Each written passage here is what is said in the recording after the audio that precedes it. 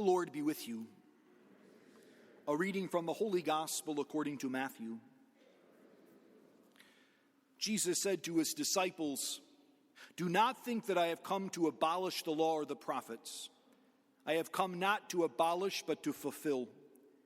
Amen, I say to you, until heaven and earth pass away, not the smallest letter or the smallest part of a letter will pass from the law until all things have taken place. Therefore, whoever breaks one of the least of these commandments and teaches others to do so will be called least in the kingdom of heaven. But whoever obeys and teaches these commandments will be called greatest in the kingdom of heaven. I tell you, unless your righteousness surpasses that of the scribes and Pharisees, you will not enter the kingdom of heaven. You have heard that it was said to your ancestors, 'You shall not kill,' and whoever kills will be liable to judgment. But I say to you, whoever is angry with brother will be liable to judgment, and whoever says to brother, 'Raca,' will be answerable to the Sanhedrin, and whoever says, 'You fool,' will be liable to fiery Gehenna. Therefore, if you bring your gift to the altar and there recall that your brother has anything against you, leave your gift there at the altar. Go first and be reconciled with your brother, and then come and offer your gift. Settle with your opponent quickly while on the way to court. Otherwise, your opponent will hand you over to the judge, and the judge will hand you over to the guard, and you will be thrown into prison. Amen, I say to you, you will not be released until you have paid the last penny. You have heard that it was said, 'You shall not commit adultery.' But I say to you, everyone who looks at a woman with lust has already committed adultery with her in his heart. If your right eye causes you to sin, tear it out and throw it away. It is better for you to lose one of your members than to have your whole body thrown into Gehenna. And if your right hand causes you to sin, cut it off and throw it away. It is better for you to lose one of your members than to have your whole body go into Gehenna. It was also said, 'Whoever divorces his wife must give her a bill of divorce.'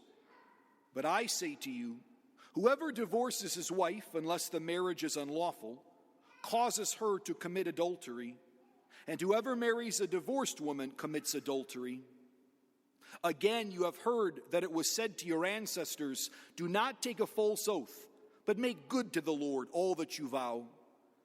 But I say to you, do not swear at all, not by heaven, for it is God's throne, nor by the earth, for it is his footstool, nor by Jerusalem, for it is the city of the great king.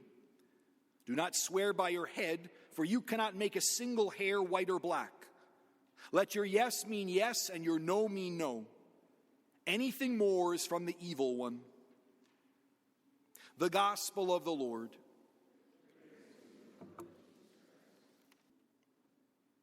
Brothers and sisters, in today's Holy Gospel, Jesus is pretty forceful and speaks in very clear terms that the way of discipleship must be greater than the way of the Pharisees. For the Pharisees, it was enough simply to check off boxes. Well, I don't kill, I don't commit adultery, I don't lie, at least not outright. But Jesus tells his listeners, as he tells us, more is required. We must live a life striving after perfection. That is what Jesus wants. A perfection of love. Not so much of moralism, don't do that, do this, but love. Love wholeheartedly. Love your enemy. Strive to love purely. Strive to love in the truth. Friends, ever since the fall, we've struggled with these particular temptations that Jesus lays out. Wrath, which is not, by the way, simply anger. Anger in and of itself is not a sin. In fact, it can even be virtuous. If we are angry about an injustice, that is a good thing. It's a gift given to us by God. Jesus himself gets angry. Remember, he makes a whip and drives out the money changers from the temple in anger. Anger is meant to move us to action. The trouble is that oftentimes we get angry not about things that are real injustices, but about personal affronts or things that make our life inconvenient, small matters that drive us up the wall. and send us into rages when all that's required is a shrug of the shoulders. Wrath is something which many of us struggle with. Lust, certainly a widespread problem or widespread issue. The desire to be with the other, the desire to be loved and to love, can manifest itself in distorted ways very, very easily.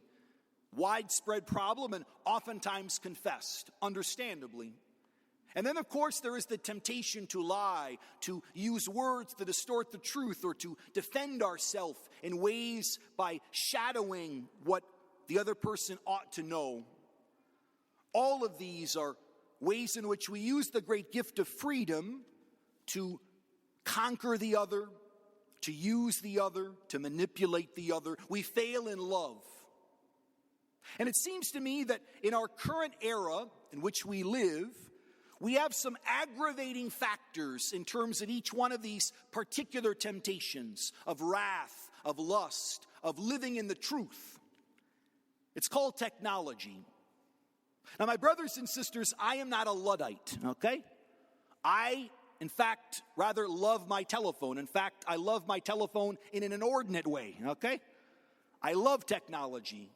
And no Christian is called to abandon the good things that the world has to offer, including technological advancement.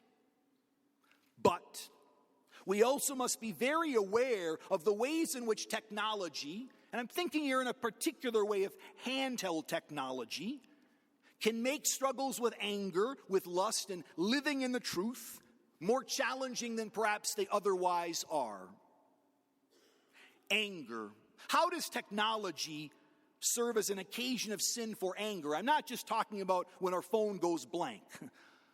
I'm talking about blogs that drive us up the wall without giving us any real information.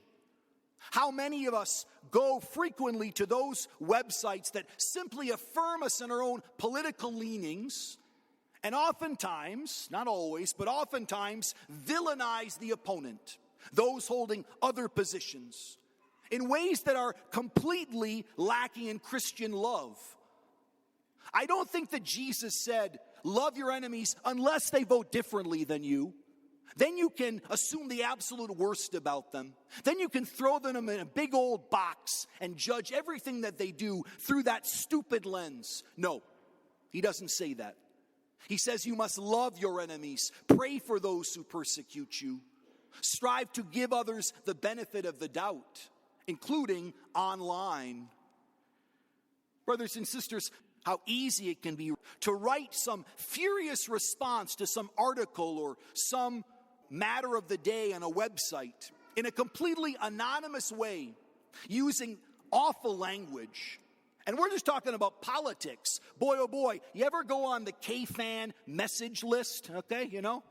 You ever go on the website where you're talking about sports teams? Incredible disrespect to human beings for missing a goal. Come on, man, come on. We can oftentimes use these forums to speak in ways and to conduct ourselves in ways that are absolutely lacking in Christian dignity. We can also oftentimes send emails or text messages full of fury and anger, when we know very well if we had a chance to talk to the person face to face, oh boy, it'd be all smiles and hand-wringing. How easy it is to be full of courage and zeal when we don't actually have to look the person in the face. It's a little bit like warfare, sending a missile from afar. You don't got to look the enemy in the face at all. You can just kill them from afar, destroy their reputation, assume the worst. Brothers and sisters, it is good to be informed, very important. But when our method of engaging in the struggles of our society or the struggles within our church take on a tone that lacks charity, we know that something's gone amiss. And it's my perception that technology helps in this in a tremendous way. That is, helps us perform poorly, helps us behave badly. I recently saw an outrageous video put out by a conservative Catholic commentator who was actually critiquing the tone of voice of preachers. That was his big point, that tone of the speaker should alert us to how problematic this guy is. Give me a break, man. Give me a break. You actually believe that?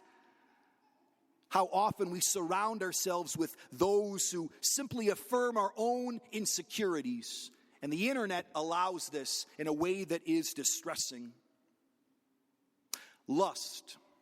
Probably pretty obvious, the struggles that technology can lead and be connected to in terms of lust. And I don't want to focus on this too much, though some things need to be said, because it is a widespread problem. And let me be very, very clear. To view pornography is a mortal sin, and it requires confession of sins prior to the reception of Holy Communion. To deliberately view images which tear down human dignity is deeply problematic. And if one is falling into that in a habitual way, one must examine oneself. Why does this keep happening? Maybe I need to get to bed on time. Maybe I shouldn't be looking at my phone after 10 o'clock at night. Maybe I need to put my computer in a public space. Maybe I need to disconnect from the internet altogether. I know it's crazy. Perhaps we might rephrase the words of Jesus. If your right eye causes you to sin, tear it out. If your iPhone causes you to sin, buy a flip phone. Better for you to enter into heaven with a flip phone than to burn in hell with an iPhone. I'm an Android guy, but fill it in as you will. Brothers and sisters, how rampant this struggle is. And I want to affirm all those who have the courage to confess it in the confessional, because it needs to be confessed. Brothers and sisters, this is a multi-billion-dollar industry. And I don't think there's ever been a time in our civilization's history where such filth has been available in such a widespread format in anonymity. And that's what makes it different. Completely anonymous and accessible to children, accessible to the innocent. A whole industry built on destroying lives and built on human chattel, slavery, built on enslaving people. It's an awful, awful, awful thing. And we need to confront it directly and boldly. For those of you who are parents, I would urge you to be very, very clear with your children about technology use. And if they have to have cell phones, if they got to have cell phones, be aware of how they use it, or be aware of their access to the internet. We know from studies that younger and younger children are being exposed to innocent, destroying images. Children as young as 7 or 8 years old being exposed to ideas and concepts that will destroy them for life and make them unable to be intimate with those that they love. Their infancy periods will be extended. We see this in men addicted to this filth, unable to engage in real relationships, and women condemned to self-image problems. Brothers and sisters, we know that technology makes this very, very easy and very accessible. Finally, there is this whole notion of living in the truth. And here I want to speak less about lying online, although that can happen too, fake news and all that. What I want to talk about is living in the truth that we are communal beings. We're creatures made to be in community. And how oftentimes I see in restaurants whole families with their heads dug into their phones. 4 or 5 people around a table out for a family dinner, and they're not talking at all, but they're plugged into their telephone. Now I recognize this because I do it too. Like can see like. In family gatherings or in social situations where there's not much to say or things are a little bit awkward, how easy it is to take out your phone and to start scrolling through all of your stuff. How easy that is.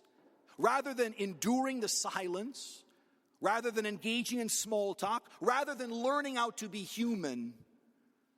Jesus warns against lying, but how about actually trying just to talk? How about the struggle with even talking to one another, being present to one another? We know that young people are staying at home longer and longer and longer. And there's all different sorts of reasons for this, some of which, by the way, the parents themselves are holding on to their kids longer and longer, I'm just saying. But there's also the case, too, that our technology is making it more difficult to deal with reality. Why is it that there is such widespread depression and anxiety among young people? Well, maybe it's because they're constantly being bombarded with images. They're constantly being told what to think or what the other person thinks. We're constantly being told how to think through emotive videos, which are very beautiful and wonderful. But sometimes our arguments can be reduced to small little sound bites or YouTube videos rather than actually engaging in ideas. Brothers and sisters, Lent is coming up. And if you're like me, you are way too attached to your phone.